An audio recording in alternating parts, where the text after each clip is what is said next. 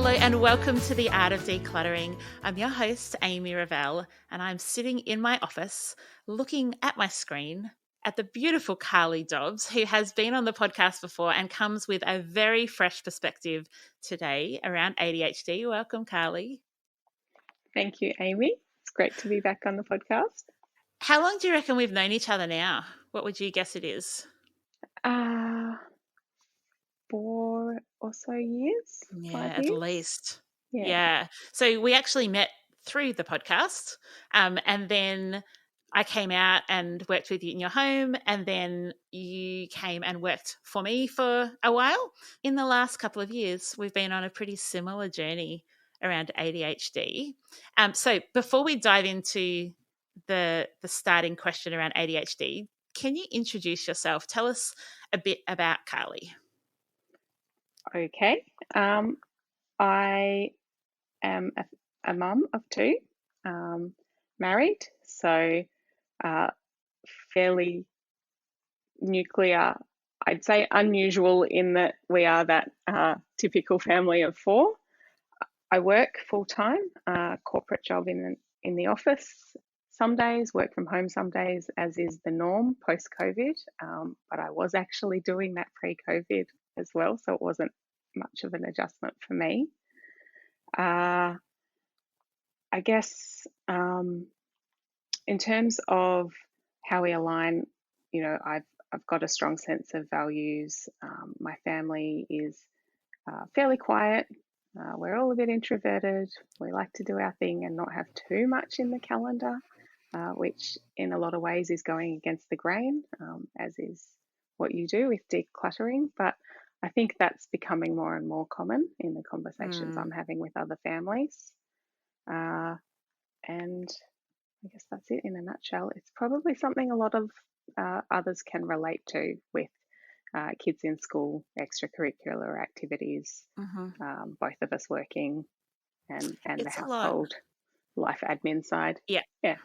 I'm more and more noticing how much our family enjoys just being home, the 4 of us. And then when we do something, we're really intentional about what it is rather than just kind of constantly filling our calendars. Yeah. It's nice. All right. So first question is, do you have ADHD? Do you work with ADHDers? Do you live with ADHDers, or all of the above? Most of the above. So tell me about it. I have ADHD, and as does one of my children. It's a cool chance to talk to the podcast and have that relationship, because the link comes from The Art of Decluttering. And I'll tell a story, because I was on the way to do a decluttering job with you, Amy. And I guess also a bit of history there is, obviously I had you over to help me declutter, and then spoke about being really interested in it and did some work as well with you. So I was listening to the podcast and had left one episode and hadn't listened to it because I thought, well, that doesn't apply to me. And it was the one titled ADHD. Famous last words. Yeah, on the way to the job with you, went, I've run out of podcasts to listen to. I'll listen to this one. And you can put a link or something in the show notes. It was about 7 minutes in, where the discussion turned to how it presents differently in women. And I had a moment where I had to pull my car over it, because the light bulb was just there in everything. I was like, oh my goodness, that is me. And I'd circled around it in the past a few times at uni when I'd really been struggling with focus, and people are like, oh, you need, it's ADHD, you need Ritalin. No, I don't. I'm not hyperactive. That's not me. But that description is where it fell into place. And I think I showed up and said, Amy, I think I have ADHD. And I probably said, I think I might too. Yep, you looked at me and said, yeah, me too. So yeah, that was really funny, because then I sort of went into looking into it further and progressed down the path of getting a diagnosis, because the more I read, the more it just made sense about life for me. Always done well at those things that were think differently. the challenges that required a bit of lateral thinking or problem solving. So I knew inherently that I thought a bit differently to the majority of my peers, but I didn't know why until then. So having had my diagnosis, I then noticed the same traits in one of my children, which I think is the opposite to a lot of families, where it's the parent filling in the checklist for the child and going, oh, hang on. Yeah. But it was the other way around for me. And so that's been helpful, I guess, in terms of noticing that early and having an understanding around it as well. And a lot of the strategies, I guess, that are recommended as well, I had naturally fallen on throughout my study and my career, which just sort of reinforced it to my mind. And I was confident that there sort of wasn't other things I could have been doing that hadn't, because I'd landed on those strategies, but it was interesting. Yeah, it's I was interviewing Carolyn, who I can't remember if her episode has dropped yet or if it comes after yours, but she talks about managing ADHD, that it's a combination often of pills and skills. And it sounds like for you, the skills you actually had been developing pre-diagnosis, because you're a really successful, in your career. What did you study at uni? What was the course? So I studied a double engineering degree, mechanical and aerospace engineering. So when people say it's not rocket science, had a rocket science subject. I've also done a master's in a related area since then. So I guess on face value, yes, I've done well academically and at work, but that wasn't really reflected in my self-esteem, because I always felt not imposter syndrome, but just there was a lot of roundabout ways of getting there that others wouldn't have seen. That you had to work differently or work harder to get there, do you mean, or something different? Yeah, both. Differently, harder in some things. And I think when I was explaining it to my child, because you don't know how things are for other people, No. saying, what you are working really hard to do is not that hard for your peers, was how I explained it. So it's like, Yes. you're doing well, and I can see that you are trying and everything is great, but actually you have to try a lot harder than some of your classmates.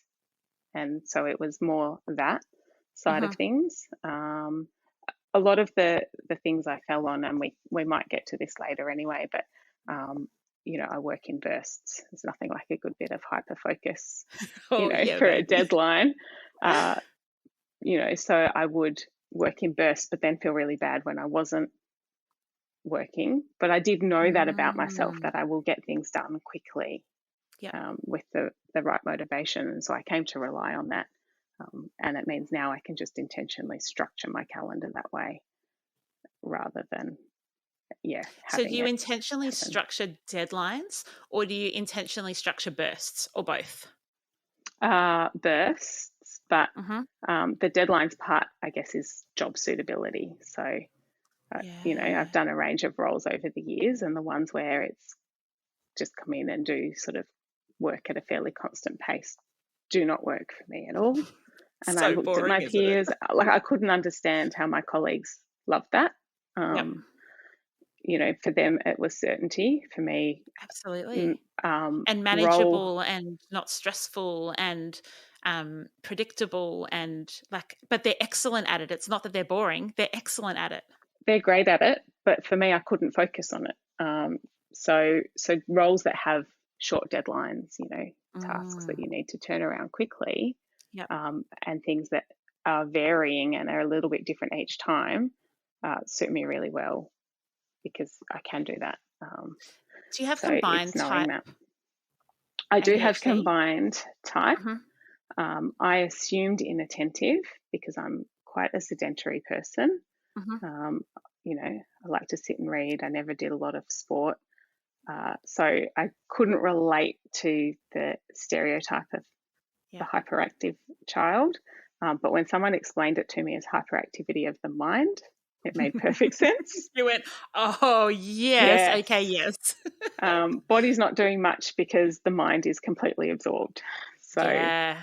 I have combined type in some of the things. I do fidget constantly, Mm-hmm. as do my children. I Yeah. have to be doing something else in order to focus. Oh, So 100%. Have you got something in your hand at the moment? This is I what I've do. I got. have pens that I can pull You've got apart and put pens. back together, Oh, reassemble them excellent. in I'm meeting squidgy rooms. balling. Yep, excellent.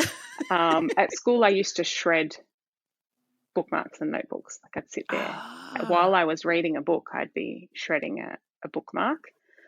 These days, the teachers bring out the bucket of fidgets and hand I them know, to the it's so kids, and I'm good. like, oh, that's amazing. That's what I needed. Yeah. Yeah. But there is that need to be doing something, Uh-huh. moving or something with my hands to help Yep. focus. Lecture theatres were really tricky for me. Yeah, Just they were quite torturous. cramped, and you had to Yeah. sit still. And Nowhere to move. yeah, Yeah. it was a physical discomfort I felt Mm-hmm. sitting still midway Yep. in, and I was there at lectures physically, but to say yes, I showed up to every lecture, but did not hear a word after the first 2 minutes, Yeah, which means then you've wasn't got to do something. so much extra to get the marks because like, this is one of the challenges, and one of my kids really has this with that inattentive side of his combined. He's really smart. Like, his IQ is very high, but he finds it really hard to get it out, or it's hard to take it in and then to get it out. So you got to work harder to prove, like, I know this. I do know Yeah, this. I can learn. but saying, I mean, socially, it's not acceptable to say, well, I just wasn't listening to that entire lecture.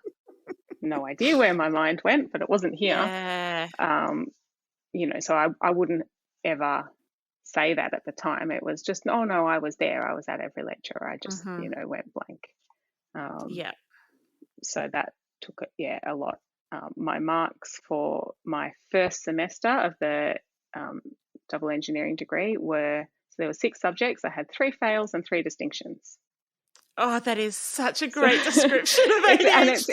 it's one of the most clear-cut cases. I think the professional that diagnosed me said, I normally see them, but this is really clear-cut. Pick the 3 subjects I was interested in. Yeah. And at the time, career counselling, again, it was, oh, maybe these are the ones that you need to work harder at and do more study. And when you look at them, they actually weren't the harder ones academically. Some of Yeah. them were the easy ones, and so I was bored. Um, Yes. yeah, so And there's, that's often the case when you've got a really intelligent ADHDer, is actually showing me the easy way to do it isn't necessarily the best. Sometimes yeah, we make things more complex for the joy of doing the more complex thing. yeah, yeah. I love a problem to solve. Yeah. Oh, you are an excellent problem solver. I think there's a business when my body no longer allows me to be a professional organizer. I have like this idea of creating a problem solving like helpline, and people literally just call and say, like, so there's different arms. Like, an engineer might call and say, this is the problem I've got and I just need fresh eyes. And so you'd be on the other end, you're like, tell me a few things that I don't. In half an hour, you're like, here's 10 solutions. Come back and let me know if none of them work, because I got plenty more. And Yeah, someone with a kid can call, and someone who's building a house can call, and a business person, like, because we love problem solving. Like, give us a few major dot points and we're on our road. Like, it's, so we can work together yeah, when we're old ladies. sure. Our retirement plan. Yeah, A lot of sounds good. ADHDers talk about the shame of knowing what to do and just not being able to do it. So this is like a triple barreled question. Have you encountered that yourself? And if you have you worked out any ways to ask for help without putting shame on yourself? And then let's talk about body doubling as part of that as well. Is that Yes, too many I was questions all in one thinking for an body doubling. ADHDer? No, um, there, there's definitely the element of knowing what to do and Mm-hmm. just not being able to get started. I recognize that now as when I'm overwhelmed. So if I'm not taking care of myself and, the symptoms get too much, having that feeling, and when it happens more often, that's a sign that I'm in overwhelm and some things need to come off the plate and the list of things to do. So I'm not as harsh on myself now. I Great. absolutely used to be. I don't think I've had others label me that way. It's more my self-esteem because, again, I've often covered, Yeah. and done the socially acceptable thing. Body doubling is a really good one that is talked about in ADHD communities online as something a lot of them offer. I think you can pay to be in rooms with them. But hearing the term made a lot of sense to me because I used to go to the library to study at uni. And I had this, internal conversation of why can't I do this at home? Why am I picking up all my books, going to the library to sit next to someone to study it? Like I could be doing this at home, but I couldn't. I'd sit at home and I wouldn't get it done. And I couldn't Yeah. understand why just the physical presence of someone near me studying made me able to study. But I've now got a label for it, which is body doubling. It's an accountability thing, And in I that think, as instance, well. not even formal accountability, or the other person doesn't even know they're being your accountability. No, it's just a let's all go to the library and study. And I would say yes, because I learnt that for me, that's how I would study more effectively. For some others, it might have been bouncing ideas or working through problems. But for me, it was having some others there that were studying. So Um, one of the yeah, challenges I can foresee for early 20s Carly, that she doesn't foresee the future of having small children when there is no body doubling for a lot of the tasks that you do as a mum, whether you're a stay-at-home mum or you're working full-time. When you're a parent, you are often having to self-motivate, do things on your own. What did that look like when life changed and you had yeah, people around, but they weren't that helpful? good. Yeah, great question. And it's interesting because I hit overwhelm again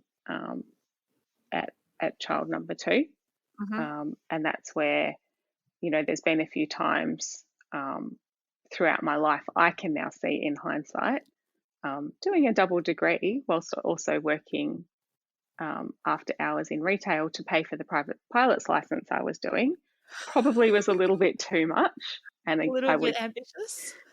and it would all fall apart and I would hit overwhelm and not be able to do anything or know where to Yeah. start, and then strip everything off my plate and then get bored and then get another job and start the cycle. The boom and Um, bust. yeah, and it's happened again, and it's probably something that everyone deals with, but I guess in ADHD you're very much in the moment. Mm-hmm. Um, and so yeah, child number two, that was the tipping point for I could kind of manage my life admin and work, and I could manage it, you know, when I got married. Having said that, also, my husband does a lot of that, and we have probably one of the most equal shares of those household tasks of any of our friends that I can think of. Mm-hmm. But it's still a lot, there's other family Of course. members and other birthdays and things to remember. And then having to do it for the kids and doing doctor's visits and medical forms and school stuff, that was the tipping point for me where it all just came apart. And I couldn't understand why I had literally a degree in rocket science, but the thought of climbing a mountain was easier than the thought of packing a lunchbox or a bag to go to the park for a play date. I couldn't get my head around those steps. Yep. And I had others, going to 3 different kids' parties or play dates in a day, and I couldn't Mm-hmm. get my head around one. Yep. Um, Yep. and I just thought I suck at adulting. Yeah. Um, Yeah. but finding out, oh no, those things actually aren't that hard for other people was a game changer in how I saw things as well. So yeah, body doubling now. looks different, but that's why I called you in again without knowing it. It was, I know what I need to do to declutter and organize. I don't know why I can't do it. Yep. So I'll get you in. And it was having someone else there. Mm. It was a deadline as well, Yep. because we had a day booked. Yep. But it was also having you there, alongside, just to kick me into gear. And Yeah, I because could make the decisions. I knew what had to happen. There exactly. had to be someone else there. Yeah, it's a really productive session with ADHDers because you're not having to do as much of the mindset coaching as you would with someone without ADHD. And the energy is often there because it's exciting, it's new, there's a new person, you're moving things, you're using like big body motions. And then often, because the project is started, you get momentum. So often ADHDers will say, after you left, I had a Coke, and then I kept going for another 4 hours Yeah, because I knew what to do then. yeah, yeah. It is. It's the momentum as well. And I'll do that now. Smaller tasks where a friend will be doing something at home. I'm going to clean up. Mm. One of my friends will tell me she's cleaning up the pantry and send before and after photos. And I'm like, great, I will do it today as well. Oh, that's Because awesome. if I wait, I won't. But knowing that there's someone else doing it, again, it's the remote body doubling, I guess, where Mm. we send update messages or a photo. So there Is is it that side of it. competitive for you? Like you're quite a competitive person, but I would say from what I know of you, your competitiveness is self competitiveness. Like you don't come across like someone who wants to beat everybody else, but you're very driven to be the best Carly you can. So how Uh, does that work when you're body doubling, doing the same thing? Is it competitive or is it that motivation you need? It's motivation. No, Yep. that's a really uh, good analysis. I'm not competitive with others really at all. Yep. Yeah, it is about my own sense of drive, absolutely. Mm. So the whole make it a competition, with decluttering or Yeah. those sorts of things, make it a game, don't really work well to motivate me. Mhm. It's more just having someone else knowing what I'm doing, or that Yeah. mirroring effect is all it Mm. is. And I'd say it's almost the opposite of competitiveness, where it's someone I know won't judge, and others know that I won't Yeah. judge them. Yep. Yep. Yeah. So, So it's more community actually than competitiveness. yeah, definitely. Yep. Trust and yeah. Yep. Don't I'm just having like a brainwave. I reckon I should run body doubling days for decluttering where people, no matter where they Yeah. are, can, and there's like a 2 hour block and it's a set thing, like it's bathroom day. And you log in and we're all on Zoom and we're all doing it and we're sending photos, updates, and you're getting the access to a professional organizer because you can like show a photo and go, this is the drawer I'm really stuck with. But you're doing the work with a group of people, like going to Yeah. study at the library. That's it. Because I think generally we do know what it is that we need Mm. to do. It's the incentive or the Yep. dopamine or whatever to do it. Mm. I'm going to Yeah. write that down while I remember, Carly, because otherwise I will completely forget. But I like the idea of it because I think there's lots of clients that are like, I don't really need you out for 4 hours, but I just don't have the motivation to tackle under the kitchen sink. Yeah. Yeah. And the short podcasts were great, for Mm. section at a time, drink Yep. bottles, those sorts of things, because they were, um, something I could do when I had on my own time, but with a bounds around it and a guide. Yep. Um, I guess, I'm and loving I doing those think, shorter episodes. The yeah, ADHD series is definitely not the shorter episodes. But they no, will be back as soon as the series done because I think I've got so much feedback how people are finding it really helpful. yes, yeah, they Mm. are. That's been, again, I have worked with you and decluttered other people's houses and done big sessions, but it still gets out of hand Yeah. here. And having Yeah. a reminder to go back and do drawers, I listen and then I do them It's myself, and brilliant. that's been really useful. Mm. And it is constant. We brought a lot of things into our house in COVID. We're in Yep. Victoria as well. We had a lot of lockdowns. We brought a lot of stuff in to try and compensate for everything being Yeah. closed, and getting that back out is hard. Mm-hmm. And there's a lot, of the things kids have brought home from school and that side of clutter as well that I just haven't had the time to get my head around. Mm-hmm. So our house at the moment is, not fantastic. Yep. I'll be honest. There's, surfaces that are covered in Lego that drive me crazy every time I walk past them. But it's also not a priority for my time right now Yeah. when I'm not at work or, Yeah. doing other things. So I'm okay with that. But for everyone listening, please don't think our house is decluttered or perfect or even close. No one's Yeah. house is perfect. I've got all the team in Melbourne coming for dinner at my house tonight. And when someone's coming over, you're more aware of it. Imagine having 7 professional organisers over for dinner. I'm just like, oh, that's out of place. Oh, how long's that been there for? Wow, I didn't even remember putting that there in that corner. And Yeah. it's great.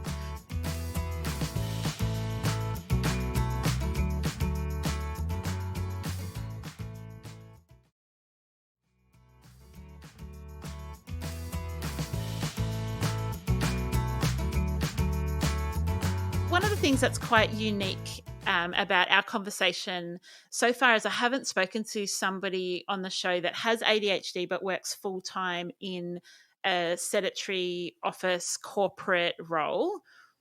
What are some extra challenges for you in that? But what are some strategies that you use in your corporate role? And then I want to hear about some strategies you use at home as a full time worker. Yeah. I will say I am full time at the moment, but I have um, just been on a part time arrangement, and I'm on a flexible work arrangement. Awesome. So it's definitely not 9 to 5 office. I work around school pickup and drop offs and my motivation levels as well. Mm-hmm. I was dropping my hours part time before I realized I had ADHD, thinking I'm doing too much, and Oh. if I do less, maybe I could focus. And there was no right amount, Mm-hmm. and have realized it's actually nothing to do with how many hours I work. It's what I do in those and how I structure them that makes the difference. So yes, it's corporate, but for me, I'm not going to sit there and stare at a screen if I'm not at my best. That's brilliant. What a great And workplace to work with you on that. yeah, they are great. And I've also been speaking up about it more as well in terms Mm, of what I need to be productive, because being the one who walks out the door first can actually be hard. really A hard. lot of the time in that environment, it's easy to be the one who stays there, Mm-hmm. but to be the one that says, I'm going for pickup. I was one of the, I don't know, Yahoo or Google execs that said the leaving loudly Yes, I love the example, leaving which loudly. I really took on board and Okay. make sure I do, and have a really supportive team who also um, is the same in their view. But Mm, for me, it's working with that, and there's always meetings and emails, but there's times of the day that I'm better able to mm-hmm. do particular things. Yep. Um, so, and setting aside time again to do the big writing tasks. Mm-hmm. Um, it Do you sometimes I break them don't know. down or do you just I wait for the don't. muse? I don't break them down, but I know, if I am, in that super productive hyper focus, I Mm-hmm. don't mess with it, because that's Yeah. Yeah. how I Yeah. get things done. Yeah. I don't try and force it either. Uh, Yes. Great. so, having a meeting because I'm at that point where I need to bounce ideas or have a break away from the computer, to time it appropriately is good. I try Mm-hmm. not to do really long ones because they don't work for me. Um, music is one of the other strategies. Mm-hmm. I forget, and then I remember that music is helpful. For me, it's always been something. Listening to music has always helped me study and learn. It helps me focus at work. So I just have earpods in a lot of the time. At home as well, though, again, I forget. Oh, I just want to get something done, but I'm not feeling motivated. Putting on some loud music will help me stay on track, whether it's cooking, decluttering, drafting emails at work. Yeah. That's something for me that's always been strong. Can it be music with lyrics? I asked Jodie this a couple of weeks ago when I had her on, because she uses music too. And I don't, because I think I would just stand there and sing to myself. But you can have both things going. Yeah, I think it's different for everyone, and it's that right level to help you stay focused without distraction, and that's going to be highly individual. And for me, I listen to Metallica a lot of the time I love it. That is because so not what I thought you would say. and a lot of people would be surprised by that. A lot of people who know me well would not be at all surprised, but it's Yeah. got the right beat for me. It's fast enough that it keeps me focused. Oh my goodness. So there's something about the tempo that is right. And the and I like fullness of it. that music, like it's energetic. Yes. So a lot of, and you can go on Spotify, there's playlists for ADHD. A lot of them are like techno or doof doof kind of, which for me hasn't been right. Yep. But the, old school way of, listen to Mozart while you're studying or classical was too slow. I tried that. It didn't work for me. Bit of a hint that it might be ADHD and not something else is if music with a faster beat is what works for if you're you like rather 200 than the beats a slow minute and I'm in. chilled or silence. Yeah. Find what works. But when you know what works, and again, I forget and I'll go through stages where it's been months and, that's right. I haven't been listening to music. So to help focus. here's my suggestion for you is you need to ask your Google Home to remind you like once a month, hey, Callie, don't forget you love listening to Metallica. And then you're like, play my Metallica playlist. Yeah. And it's a playlist I add to over time with ones that work well. Metallica's one of them. There's a few others. That's great. Bit of Green Day, bit of Pearl Jam. Certain songs as well. So some songs I find too intrusive with the lyrics, and some songs are too slow or boring. So it's finding the right ones that help. And when I do find them, I just add them. I've got a playlist now, which is like a work playlist, and I know that's the one I can put on when I want to focus. So that's my main tip. Before we started recording, you were mentioning you use your Google Home to help manage your ADHD alongside managing the household. What are some ways that you use that tool? One of the main ones, and I got this off another ADHD podcast, was setting up morning routines and evening routines. So it will tell us when to do things to get out of the house on time. It's built in for those of you that have Google, and hopefully me saying it doesn't trigger everyone's devices. Okay, Google, leave a review for the Art of Decluttering podcast in 20 minutes. Now everybody's Google is going to remind them. And don't snooze it, people. Don't snooze it. Sorry, that was cheeky. You go. Awesome. So I have it. So there's actually a function that says help me leave the house on time. And I've set that up so that it tells the kids to start their breakfast. It tells me to have my medication. It then says, 20 minutes left, finish breakfast.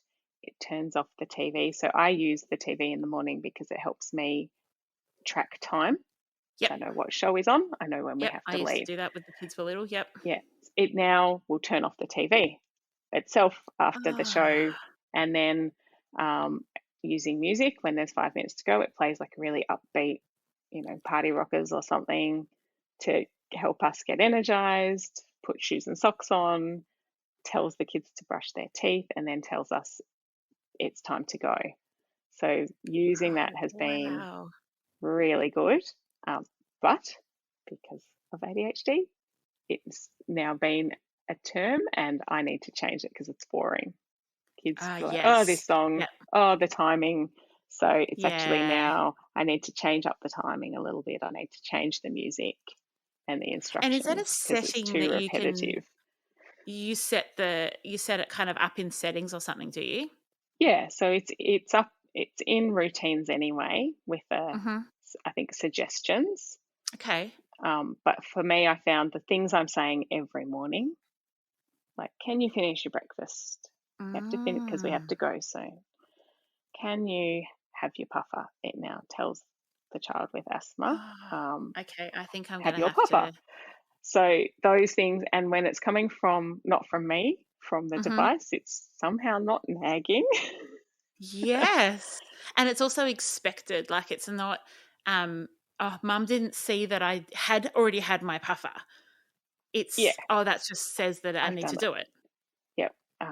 And Mm. you forgot to tell me, that I had to brush my hair or had to put my Yeah. shoes on. And it's like, well, yeah, I forget. That's so good. So Jodie was sharing in the episode that I recorded with her about she's got a morning playlist, and so it kind of starts the day with um, I can't remember if it's like "Wake up, a little Susie, wake up," like something like it's music that works with the activity. So then it's like music about eating, then music about brushing your teeth, and I wonder, Jodie, because I know you'll be listening, maybe a Google Home can set that up. And I'm thinking where it would be super, super helpful for our family is at nighttime, because all of us lose track of a night. We're pretty good, like at least most of us, 3 out of 4, are not ever late for things because we're so hyper focused on not being late because that causes undue anxiety. That's not the problem. But at nighttime, like last night, I reckon we all didn't go to bed till after 12:30, but all of us thought it was like 10 o'clock. And so I heard each person go to bed and go, oh my gosh, it's after midnight. And I thought, we just need like a little, hey, Ravel family, it's 9:30, time to turn your screens off. Yeah. Something like that. And we do that too, that, not tracking passage of time if you're interested in something happens definitely in the evening where we're all on track Mm, and kids are having bath and they're having fun yeah. and playing in the bath and I'm doing something, reading an article and suddenly we've gone from being fine to it being really late and Yes. they're overtired and cranky.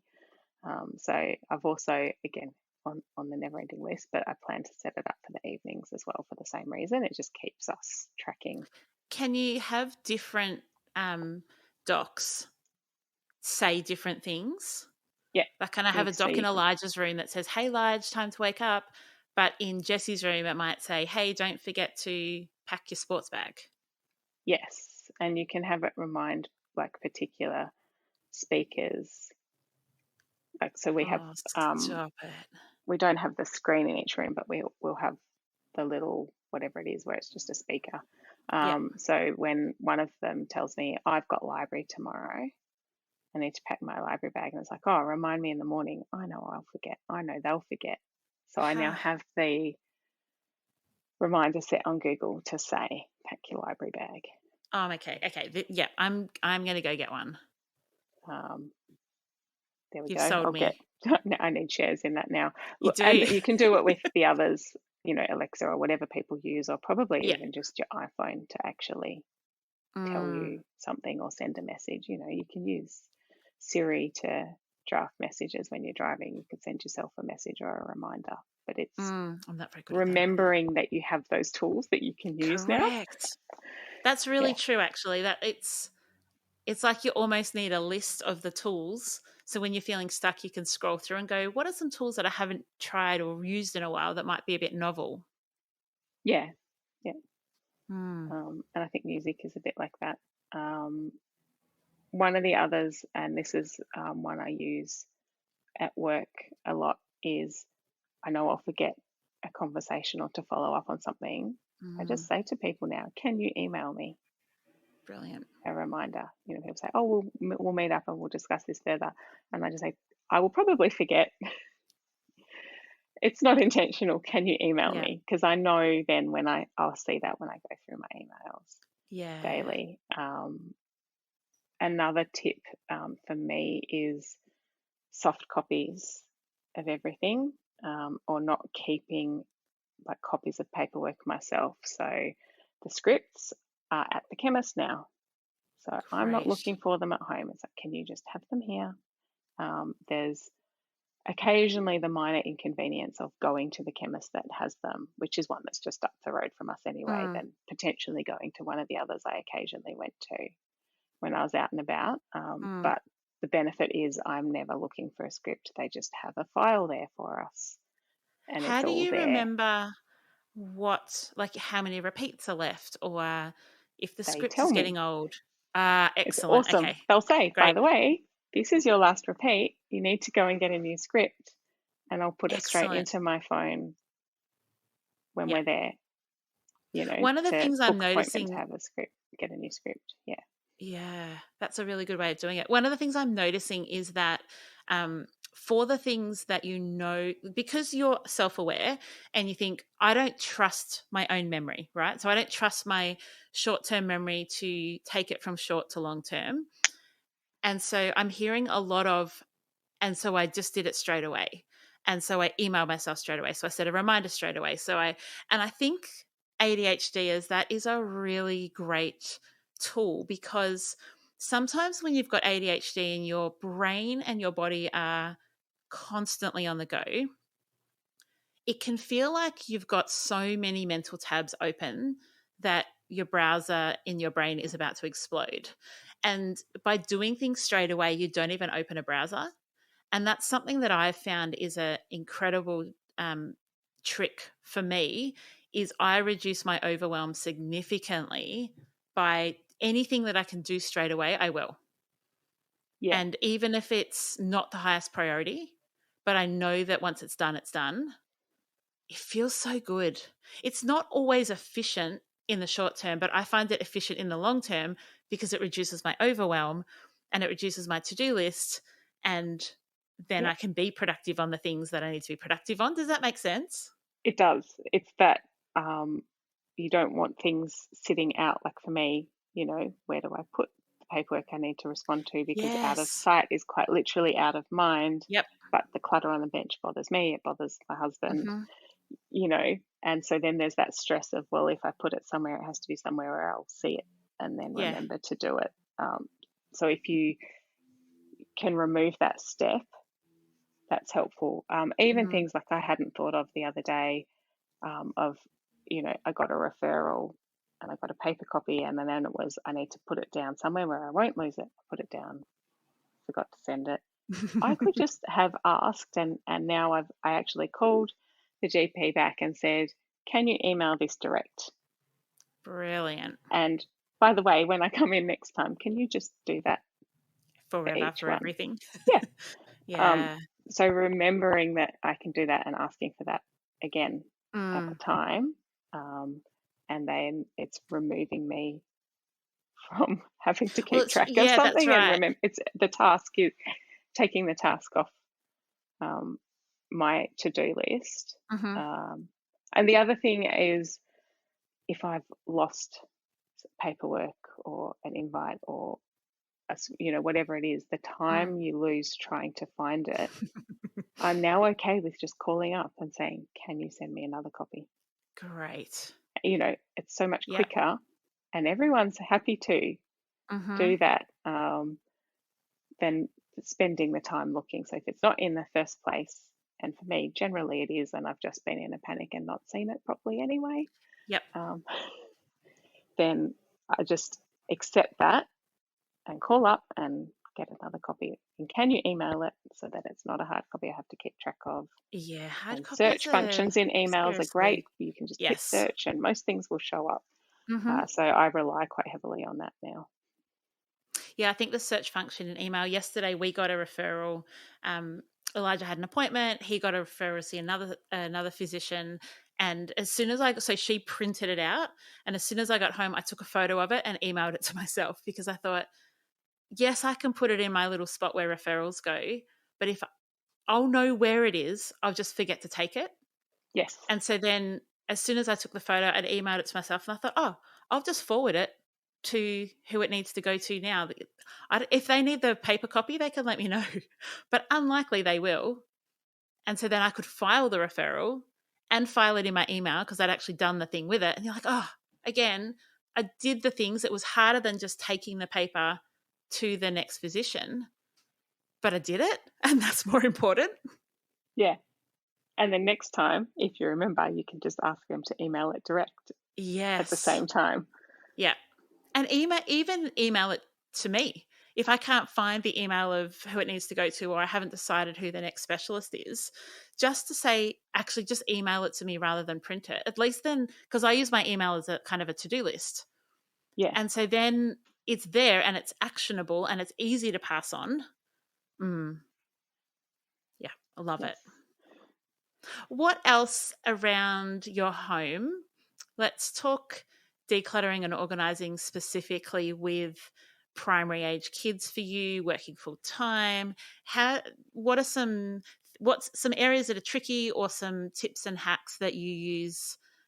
You've shared a heap, so have you got others that are useful? I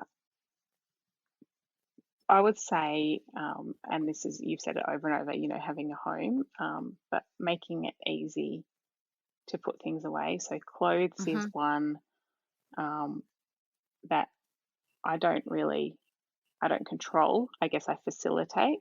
The kids will pick out clothes in the morning, be it school uniforms or weekend.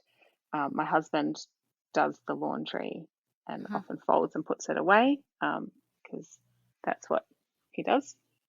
Enjoys it, is better at it than me, but having it really clear and easy to put away. So I have all the tops in one drawer, I have all the pants in one drawer, so he can just put them in really quickly and easily when he's putting things away, because you just throw all the pants in there, and the kids then know, grab a top, grab pants. Yeah, great. Label, for a while I labeled them, and if I change things around because they need more room or more drawers for something, I'll label the new ones, because nice. So they there's can get that used to inbuilt it. habit where Yeah, kids and husband will just look to where they were. of So I think course, the yeah. visual of a label is really helpful in that respect. What And there's no else? shame in using labels. I've worked with plenty of successful, professional, capable adults who will label their cutlery, crockery, everything, because they find it stressful to remember. And so just by having like plates go here, when the cupboard's empty and they pull out the plates and they go, I don't remember where they go, it literally says it. And even if you feel a bit self-conscious when someone else comes over, like how many times are people opening up your cupboards, and if they're friends that can open your cupboards, they don't care. In fact, they're No. probably grateful for the cue. Yeah, it's easy to know where to grab a plate or a cup or whatever from. I think labels are really good. I would say cupboards in general are great for us, in terms of, again, for me, out of sight is out of mind. But at the same time, I hate visual clutter around the place. I hate things on bench tops. I really find it hard to settle in and work. As does my husband and kids, I think. So a cupboard door that you can close is great. I have my work from home set up now in a cupboard, which, you can laugh about that it's closeted in. I put mirrors on the doors so I don't feel too trapped in there. It means I can have things set out as I'm doing them, and I can shut the door. That's So brilliant, because that's what it's I was not going to ask. there How do you looking messy. Yeah. exactly? So you've got the visual cleanliness, but you haven't had to pack away every single thing and then forget where you're up to. Yes. How do you do that? Like, I know you're quite crafty. How do you do that with sewing, or with like a kid, something they're in the middle of playing with? How do you manage that non-visual clutter, but I'm in the middle of a project? That's harder, and also due to size of our house. We're in Hmm. quite a small place, so Yep. we don't have rooms or other cupboards we could do that in. Although I have done it in the kids' rooms. So uh, there's dolls. Like my daughter's got quite a big doll. I don't know, like our generation American girl size. Oh, With, yep. Yep. so all the bits that go with that are quite big, and she likes to have that and play with it. So that's set up now in a cupboard. She, has two That's sets of great. built-ins, and the clothes are in one side, and the other side has the doll's house and like Lego down one side as well, and Mm, she can play, and then we can close the cupboard doors. that's great. I'd probably do that more if I could as well in terms of space. We I just think don't that have it. tip is gonna like there's gonna be listeners go all over the world going, "Oh my goodness, that is a brilliant idea." Like put the thing in the wardrobe behind the cupboard. Like that just makes so much sense. You could move your linen from your linen cupboard to under your beds and then use your linen cupboard for something like that. Like there's so many options. Yeah. You could create a cupboard, couldn't you? Like you could actually put in shelving and have one of those where the horse stable is that your child wants to play with all the time that they never want to pack up. Yeah, and I have thought about it for other things in terms of the linen cupboard being like shelves for Lego dioramas or Mm, whatever. We do have a lot of Lego in our house as well. Kids love it. Hubby loves it. just the kids? Yeah, I was gonna Hubby loves it, and I love building IKEA, which we've previously spoken about Yeah. because my dream jobs you've called me up is we have a heap of IKEA to put Yeah. together. Yes, I'll be there. So lockdown sanity was he did Lego and I built IKEA to house the Lego, and we were both happy. That's the Um, best. I want to do both though. I want to come over and hang out with both of you and do the Lego and then do the IKEA. yep. Um, so yeah, I think cupboards is good if you have the space. The sewing is a hard one. Mm, And again, ADHD, you ask what my hobby is, and it's like, oh, jack of all trades, master of yeah. none. I like to do a bit Or of master of sewing. all. Oh, I don't know. Like I, sometimes I go through, ADHD is out, but they're good at all the things. but I'll go through bursts where I'll sew a bunch of things, and then the sewing machine will go away, and it won't come out for Hmm. 6 months, a year, and the same with the crochet, and the same with the knitting and Yeah. the crafts. So that is a hard one in terms of having space and having, I think it's hard to justify a dedicated craft room because there's not one craft. We'll do a bunch Yeah, of that's different right. things for a little bit at a time. Um, and I don't have a solution for that at the moment. My sewing Mm. machines are covered up um, It's in one tricky of the because cupboards away. Yeah. because you almost need a home for everything behind a cupboard door, but the like a space that is say downstairs next to your favorite chair. That's the current project. But with a sewing machine, that's a bit hard. You can't really bring the machine down. But you could have, I'm really into crocheting at the moment. And so you have just the crocheting next to you. But when you kind of realize, I'm not really doing that anymore, that goes back into its home and the next thing comes out. But yeah, Yeah. it's a challenge. I'm open to solutions for small Mm, spaces from others. I think, though, I am more okay with having a bunch of hobbies and not always following through with it. yeah. Uh, and one of the coaches I had a while ago said something along the lines of if you're, sowing seeds in the garden, you don't expect them all to take. So you Mm, throw extra out there. that's great. You're not sure what hobby will stick. So try a bunch. They're not all going to take, Mm, you know, that's okay. So I'm okay now with a lot of having the unfinished project or having the hobby I oh, did for yeah. a bit, but I don't want to do anymore. Yeah. It's I was seeing whether or not it would take, and if it hasn't, I guess I'm easier on myself about letting that go because I it think serves the too, purpose of yeah. trying. Yeah, That's it. It's about the purpose. Like I love doing puzzles. I've always, even as a really little kid, and have just always loved it. But it's not always about doing like completing the puzzle. And how I can't understand it is that sometimes I'll get a puzzle out and I'm an hour in and I've got all the border done and I'm like, a third of the way through, and I'll be like, I'm satisfied, and I'll put it away and I'll just break it all up and put it back in the box. He's like, what are you doing? He's like, you have to finish it. I was like, no, I don't. The purpose was that I wanted to do a puzzle. I didn't need to complete it. It was in the process. Or colouring in, I love, but I don't have the patience to do a whole colouring in, but I might just do one corner of it, rip it out of the book and put it in the recycling bin, because the purpose has been met. I wanted to colour. I didn't need to finish.